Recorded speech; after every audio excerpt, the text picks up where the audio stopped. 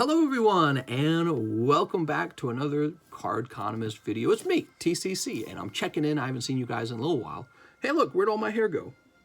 Where'd that nasty beard go? Oh man, look at that hairline. Dude, it's going back, look, going back like that. And it used to be like even here. What is going on? I'm like turning into an old man. So I'm 32 now, and I'm heading off to my 40s. I got 8 years left before I'm super old. But that's not what I came here to talk to you about. Besides, when my hairline gets too bad, I'll just do an Elon Musk and get the hair implants or what. Isn't that like crazy expensive? I have no idea. Today's topic is 2022 Pokemon card predictions. You want to get Poke rich? Poke rich? Well, you need to know what's happening in the card market in order to make the right choices. And I like to think that I have some good educated guesses. There's a fair reason for that. I go live every night. You guys know that. Almost everyone who's watching this video already knows that. And I don't just open packs for you guys. I replenish the packs. I replenish a lot of Pokemon cards.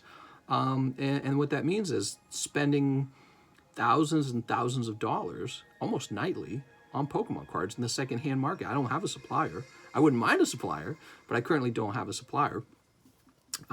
And so I can see how the price of sealed product changes. I can see how the price of PSA cards change. I sell those all the time. I buy them all the time as well. And I want to make a few educated guesses based on my experience now. And you guys can tell me if you thought they were good guesses. So guess number one. Here's my prediction. PSA grading is going to be $50 bulk service. And it's not going to come out till about 2022. Maybe late 2022. I don't know. They brought back $200 grading. Now it's $150 grading. We're like almost in November, and it's $150 to grade your card. So you know what's next. They're going to bring back $100 grading, and a bunch of PSA simps are going to run in and, it's $100 now, send all my cards in. That's the right move for them. You know why? Because here's what was happening in the past.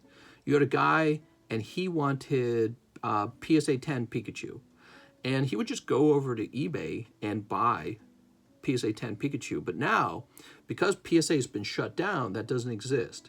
So he has to go and pay PSA $100 to grade that card. Flippers won't pay PSA $100 to grade that card. There's some cases where they will, but there's a lot of cards where the flippers and the middlemen will stay away because there's no profit margin. So this means the middlemen are cut out.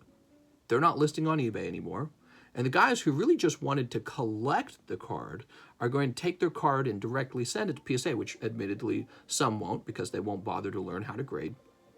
But it's not that complicated in my opinion. So many of them will learn how to grade. So PSA's done the right thing. What they've effectively done, they've realized that there's a lot of flippers and middlemen taking a lot of profits on this card grading because the value of a PSA graded card is so high.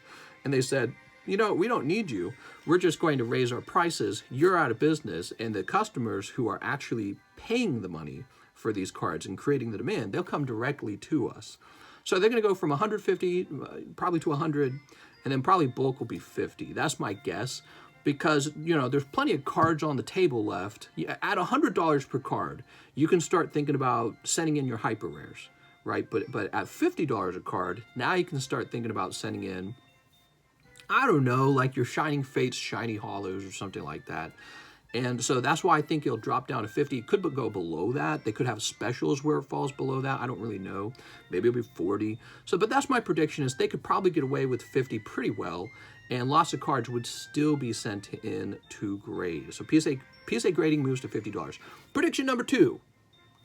Pokemon card production increases to absolutely crazy amounts. They probably already are printing crazy amounts, and we just have no way of knowing it.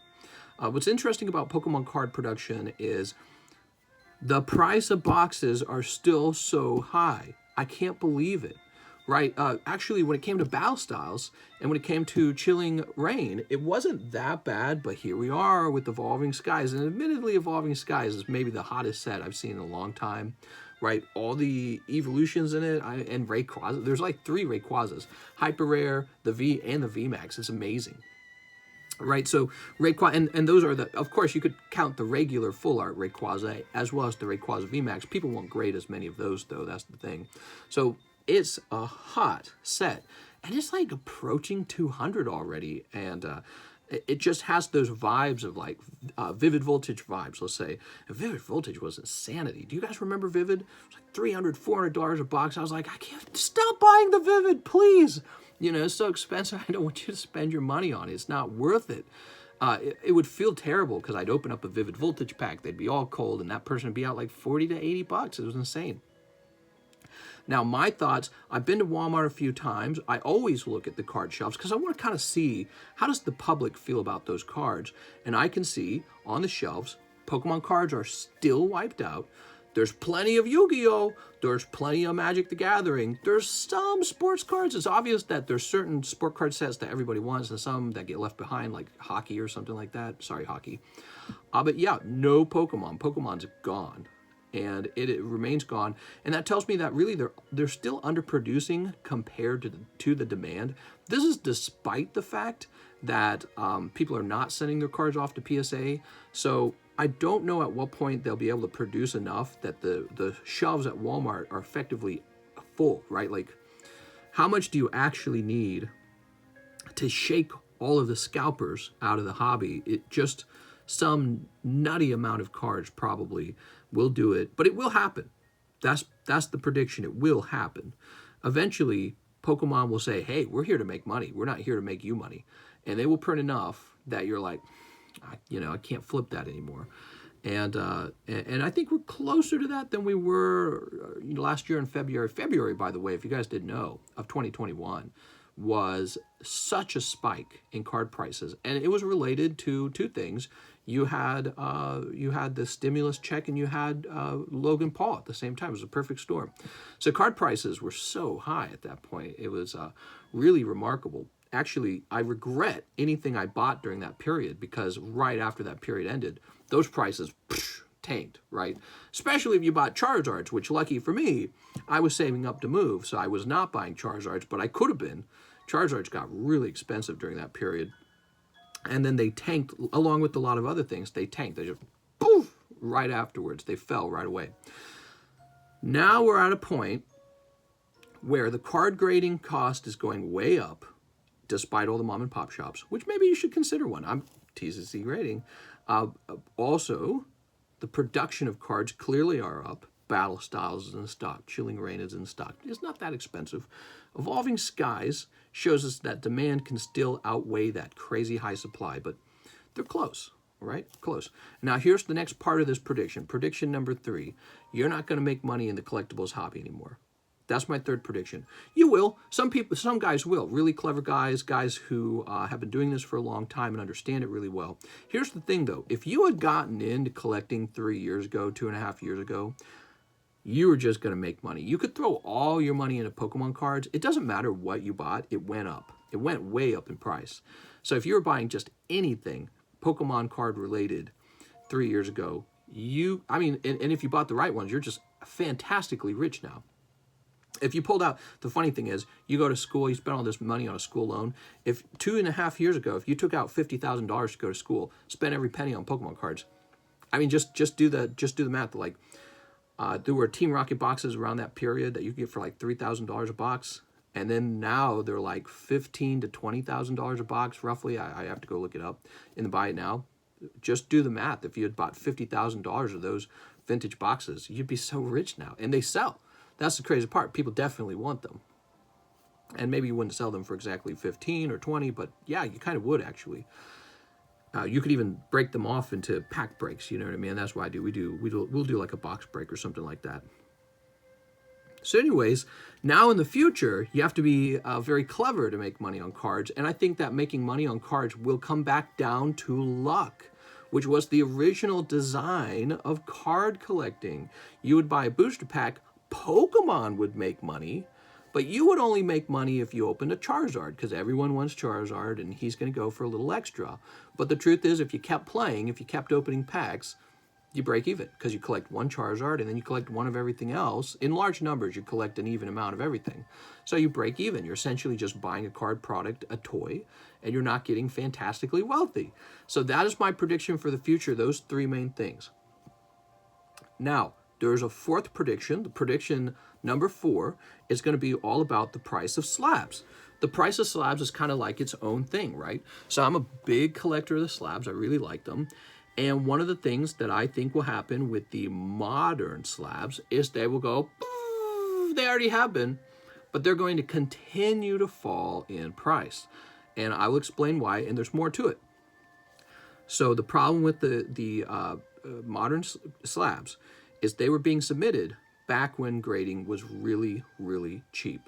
And a lot of people at that point had caught wind of how much money you could make in Pokemon cards. And PSA hadn't reacted yet. So PSA hadn't gone, no, we'll be the middleman, not you. Now, if you want to grade modern cards, it might cost you $50 a card in the future if you do PSA bulk. Much harder to make a flip on that. Much harder, especially because some of your cards are going to be 9s and 8s. And a few might be 10s, but it will be just a modest little flip. You're not getting rich anymore. You're just, hey, I got a little extra cash, right? So that's my prediction. You don't get real exceedingly cleverly rich unless you are exceedingly clever. And this could cause some people to fall out of the hobby. I think there's probably already people falling out of the hobby ever since Logan Paul did his box break, which was back in February. People now, it's been like 5 or 6 months. They're like, I'm bored. I don't even like Pokemon. Right? So they were just in on the hype train, and they're stepping out of the hype train. And there's an absolute glut of modern slabs on the market all at the same time as PSA brings back all these giant bulk submissions full of, modern cards. And the prices are going to plummet as people compete to sell off their modern cards before the other guy. Because, money has a time value. They're trying to get their money so they can do the next flip, right? Whatever it's going to be. Whatever the next flip is. What does that mean for you, the savvy card shopper? Here's what I think will happen. There's going to be a big empty space where PSA stopped accepting orders. So I'm talking about when PSA shut down. Up to now, there's just this blank space where people were no longer sending cards out because $200 and $150 to grade modern is wholly unreasonable. It's just too high. There's no point to send all those cards out. So you got this big gap, and it's coming down the pipeline. Big gap where no modern cards were graded. But before the gap arrives, there's this huge glut of modern cards, and it's just moving down the pipeline. What that means is modern cards will continue to plummet, and they're going to hit a bottom, and that bottom's going to probably float around for a while, but people earn money. People have jobs. They earn money. And eventually, the market will soak those cards back up into people's collections. How do I know that? I'll tell you why I know that. Because the price of grading for PSA cards will never be the same. It's not the same. No. The world is not the way it used to be. Bitcoin next, right? But no, it's true. PSA is going to raise the price, in my opinion. I don't think we're going to see $20 grading, $10 grading with PSA anymore. If I'm wrong, this whole argument falls apart, by the way. But I think that the price of grading will remain high with PSA, and that means that once those previously graded modern cards are soaked up off the market, they will reach that sort of price resistance as they travel up in demand again. So they'll bottom out, they'll start to rise again. PSA's that gap has finally reached the end of the pipe. A gap of modern, nobody's getting modern cards to list on the eBays anymore, right? So the gap arrives. The price starts to tinkle upward as we absorb the cards off the market, and PSA does not drop their pricing below $50. And what will happen is the people who absorbed those modern cards, the people who absorbed it during the bottom, end up making money on those modern cards. And the reason for that is because you got it at the best price, as low as it's going to go, and then the price of grading went up. So once the card's removed from the market, and it's not really making it back onto the market, once you've pulled it off and the supply, even though there's a lot of them graded, the numbers of them having been graded is crazy. So you have to believe, it'll take a while for this to occur. But once it comes off, the price of that slab's going to go up just because of the fact that maybe Pokemon's finally moved on from from printing that set. And if you were to open that set today, whatever it might be, like Champion's Path Charizard, you would have to pay that higher price to grade your card than you used to pay in the past.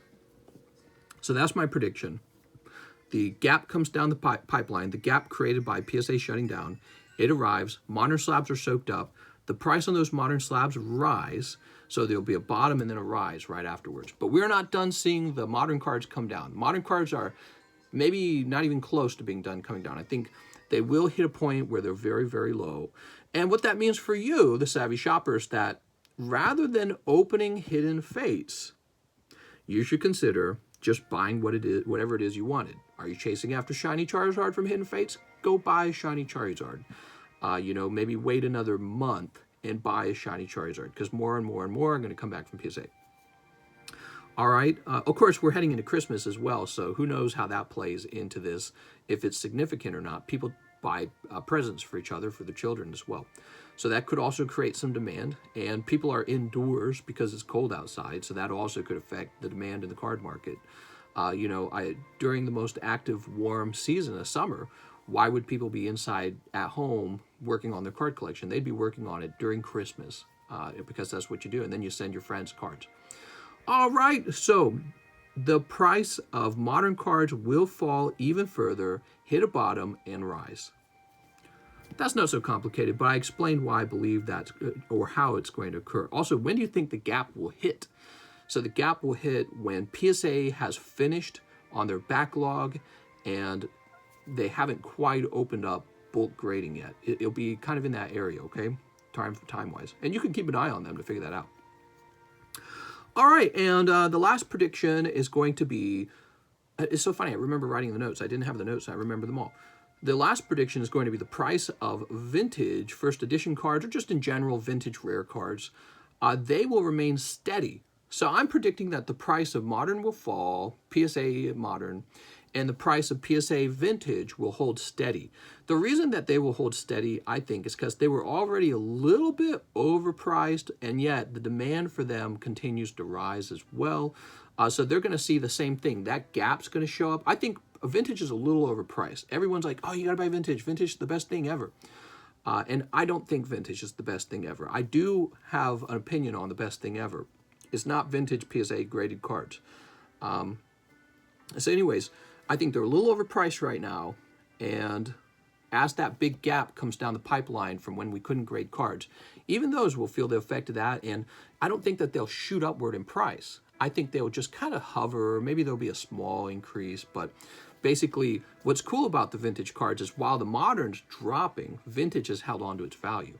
So it's kind of interesting. It almost makes you wonder if you could sell your vintage and then scoop up modern cards when they bottom out. It's like the worst advice. Everyone will tell you to do the opposite of this. So it's kind of funny that I'm saying this.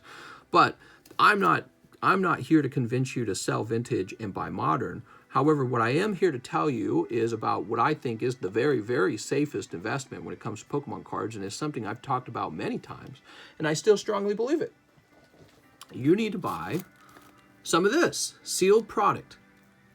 So I've been watching card prices for 2.5 years. Nothing beats sealed product. There's exceptions like flipping the special promo Pikachu, special delivery Pikachu. The guys who did that, they got really quite a lot of money very quickly. And that's what I mean when I say exceedingly clever. If you can look for opportunities like that and get the flips done and do all the work, great for you.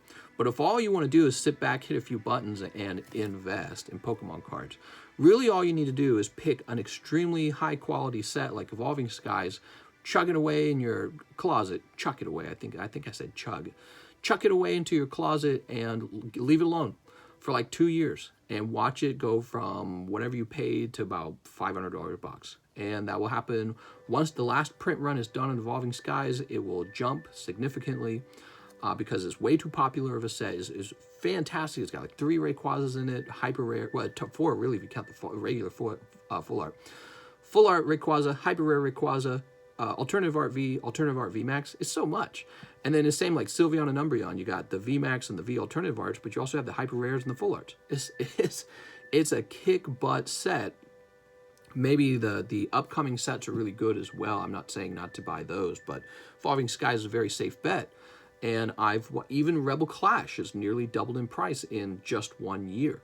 So when it comes to carefully investing in Pokemon, there's two areas you can hit. You can try to time the market when it comes to buying up. Let's say there's a modern slab you think really is a lot better than others. You can try and wait and be like, yeah, it's bottoming right now. I'm predicting it. And you can sit around trying to do math. Here's when it's going to be most available, and here's when it's about to become most unavailable. And you can try to just scoop up all of one type of modern card, like, for example, Hidden Fates Umbreon, right? So if you were just to take $20,000. I don't know who's $20,000 laying around, but just buy up all of them at the same time. Or maybe buy them a little more slowly, like just buy one, hope that another one gets posted, buy that one up. Something people aren't predicting. But so that's an option, but I wouldn't even do that because all you really have to do is buy Evolving Skies booster boxes. That's it. And anytime somebody tells you that when it comes to like investing in something, it sounds like there's a catch to it. It sounds like there's, it makes you want to argue with it. But I'm telling you, I've been doing this for a long time. All sets eventually move up in price. And if you were to just pick a very, very popular set and sit on it for a while, it will move up in price in 1 year. It's just about Pokemon completing their print runs, right? They invest a lot of money into those print runs, and then they got to move on to the next set eventually. Also, eventually, they have to stop printing it. And then at that point, that set, everyone gets greedy. They start buying it up. They get a lot of FOMO. I think that's one of the first price jumps, significant price jumps that you see. But the truth is, it's hard to predict that price jump. So you might as well not worry about trying to predict the price jump and just start stocking up on some of it. And you will sell it back into the market later.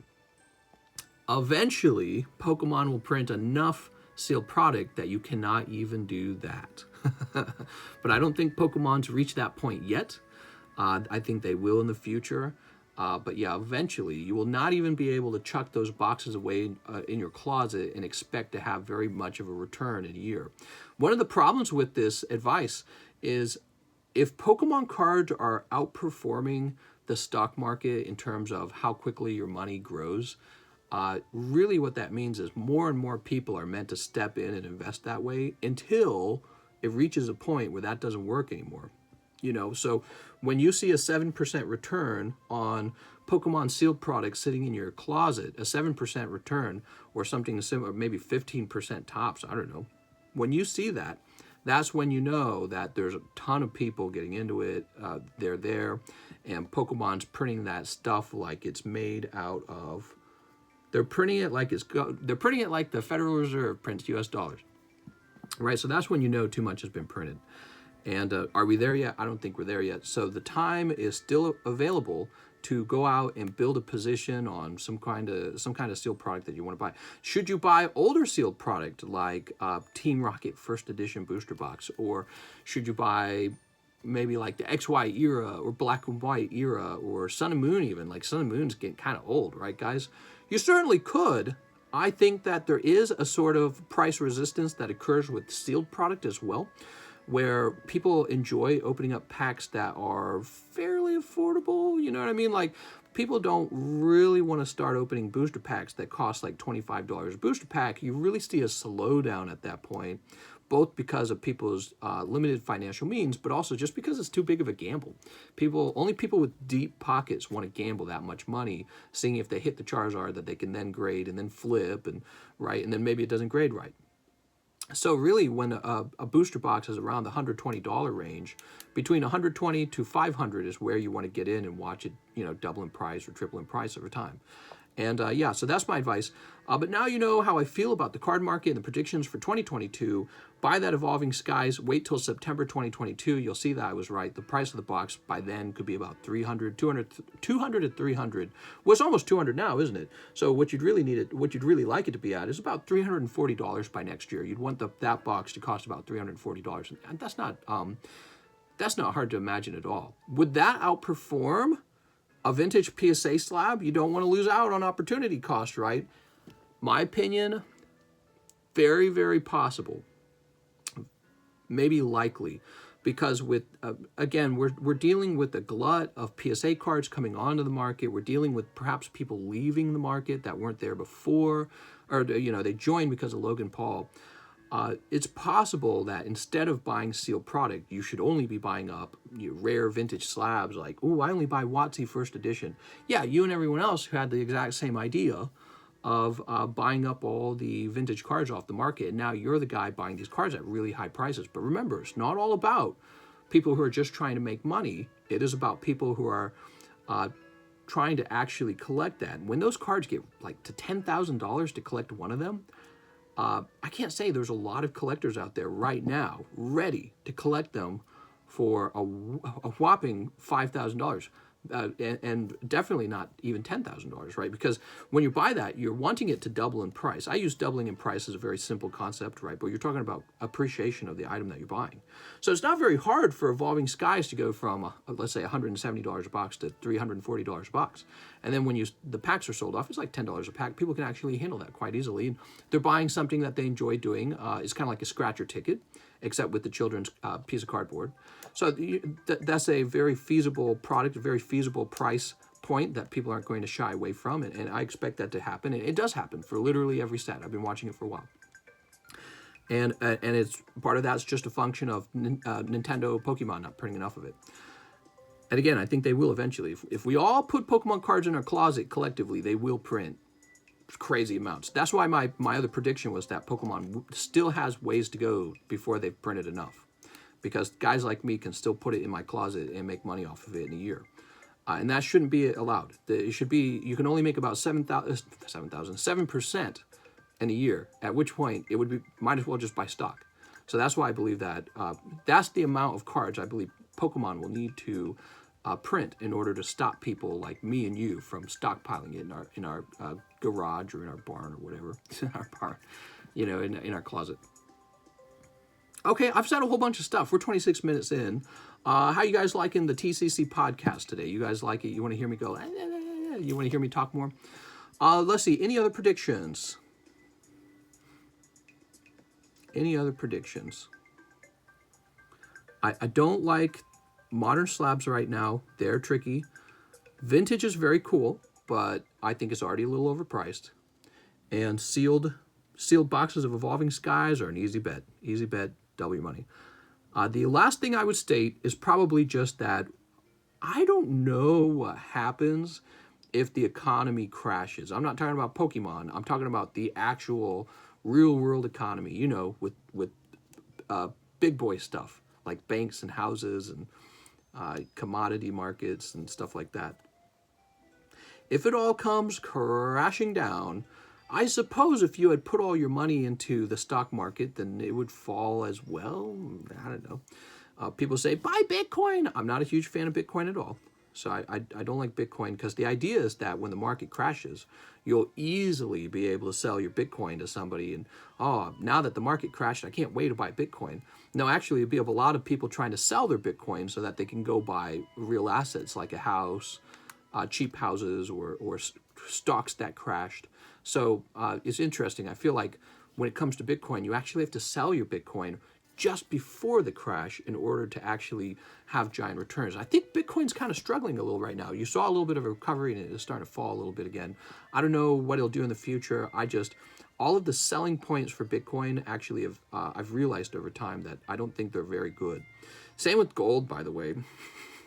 Gold has not impressed me. I've watched Pokemon cards double in price in a few months. Gold does not do that. So you can have some gold. I thought about getting a gold coin just because I like the way it looks. Not a big fan of gold. And there's maybe some coin guys who don't like me saying that. But I will say this. You can't really shop anywhere with gold. Actually, you can shop some places with Bitcoin, at least, because it's technological. It's a little easier.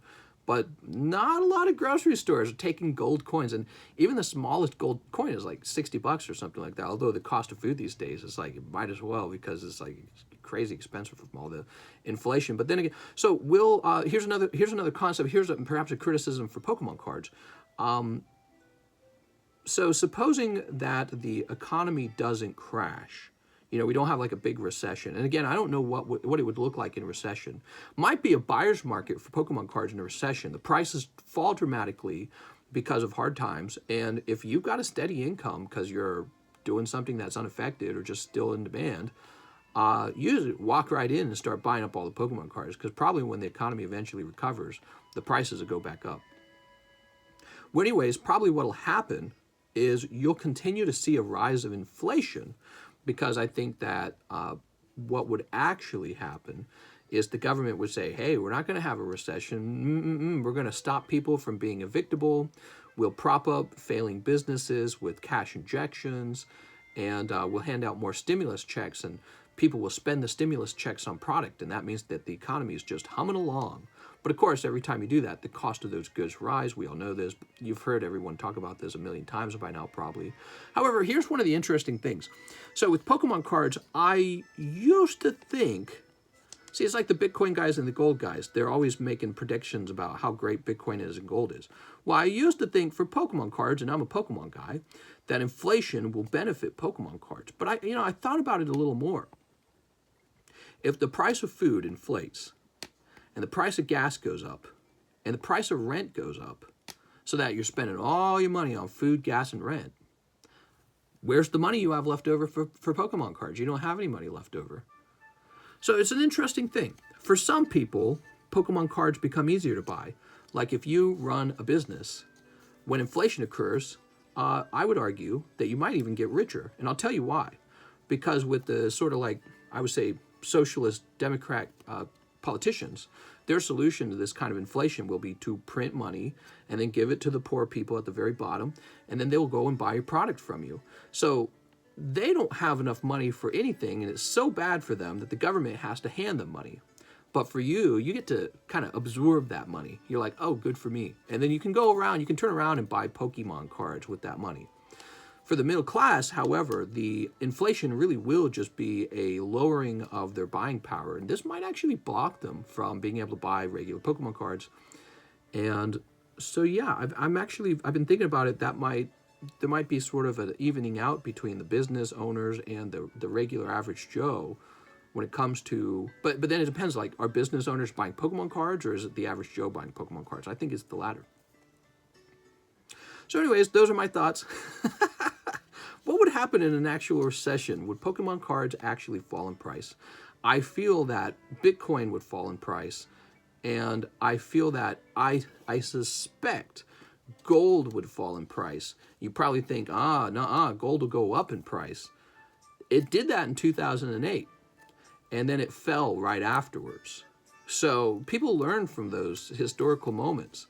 They go, so the price of gold will go up because everyone's afraid, and then it will, fall back off right afterwards once the economy appears to be recovering. So in order for the price of gold to really shoot up, you have to believe that it's a complete collapse of that monetary system, the U.S. dollar. And do I think that'll happen?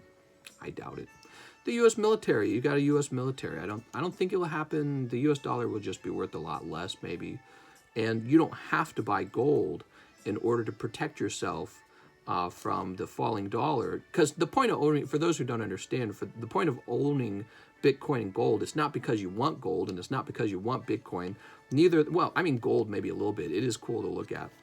But the point is, you're supposed to be holding on to these other types of like currencies, stores of value, so that when the market crashes, you can then sell those off and use your cash to go buy real assets. And this makes you exceedingly wealthy, right? So that's their ideas. They're clever ideas. But again, having learned from 2008, I wouldn't buy gold during the crash, because, except for maybe speculating on a brief spike in gold. So maybe a brief spike in gold caused by speculation. But the only way I would buy gold during a crash is if I thought that gold was going to be the new currency of the United States, and it won't be. It just won't be. Instead, you might own other commodities like copper, or I don't know. I'm not very good at commodities anyways, but gold, you can make jewelry with it, I guess. It gets used in some technology, but that's about it. I don't think it gets used that much. And they're always digging up more of it. That's I don't rail on is that the right word? I think rail's the right word, right? I don't nag on about gold enough. They say that gold fights inflation, when ironically, gold actually is inflating all the time because they discover more of it. And then they mine it up out of the ground. They're like, it's a hedge against inflation. Bitch, gold's inflating. Gold's inflating. So, you know, it is. Pokemon cards inflate too, if you think about it. When Pokemon prints a new card set, that's a whole new set that everyone needs to collect. But it's different. Pokemon cards are not used as a currency necessarily. They're more like they need to be in their own special class of, you know, other assets, investable assets, alternative assets. They need to just be considered a collectible. It's a pretty painting that people want, and they want it just because they want it, and that's it, you know? So they're an unusual thing, and there's opportunity to make money in them, similar to these other things you could get into. Like, you can get into crypto, you can get into NFTs and all that. I don't know how we trailed off into this subject, but I believe I've I believe I've spoke about my 5 predictions for 2022. PSA grading remains very expensive. Pokemon card production will increase. It has to. It has to. If you do what I'm doing and we all put cards in our closet, it has to increase. The price of modern cards will collapse until they don't. The gap of no graded cards will arrive, and then all of a sudden you'll be like, wow, when did the modern cards go up? All those modern cards that were previously graded, retroactively, their value will start to climb, because for you to grade one of those now in the future would cost much more money, because PSA has permanently made their price higher. You'll see the rise of all the mom and pop shops, and I don't know what to think about those yet. You know, I'd like to say, oh, they're all going to fail. Maybe not. I mean, just think about all the demand for card grading. You really just have to make enough money to justify grading cards every day. That's it. See, SGC's been around for a long time. I didn't even know about them. So they made enough money to stick around for a long time. And what was the last thing? Oh, I think that vintage cards were a little overpriced. I think they're still overpriced because everyone has the same idea that vintage cards are, ooh, they're the safe bet. And when everyone has the same idea, this drives the price up on a good. And I'm not so confident that there's real collectors as opposed to investors who want these old vintage cards for like $10,000. I'm not convinced of that entirely. Now, but at the same time, they'll experience the same thing. They'll experience the same thing that the modern cards experience, where once that gap arrives and the market clears up a little bit of the glut of cards available, they'll rise a little bit. And more likely what you'll see is you'll see a pattern where the price on vintage kind of stays even. Really, vintage should fall in price. That's what it should be doing. It should be falling in price slightly. And then that final bit, the very safest and probably most profitable investment would have been sealed boxes, probably like Evolving Skies sealed boxes, or whatever next box is the very best box. Be careful. Don't stock up. I would not stock up on like battle styles, you know, because you'll have somebody tell you, oh yeah, well, everything moves up in price. It's true. You can get like a case of battle styles and put it away just for fun, just for speculation. But, you know, I have been watching this for a long time, and some boxes just outperform others. So they reach a higher price cap. They reach higher price resistance than some of the boxes. And so if you're paying the same initial base price for them when they initially launch, or it's not very different, why would you not go for the set that is going to have a much higher demand long run, right? So that's how that goes. And then finally, I said I didn't know what would happen if the market collapsed, and that's how we trailed off into talking about all this other stuff. So that's going to be the end of the video. We talked about a whole bunch of stuff. 37-minute TCC podcast brought to you by me, TCC. Enjoy my receding hairline. I'll see you guys next time. I'll see you guys tonight. Boop.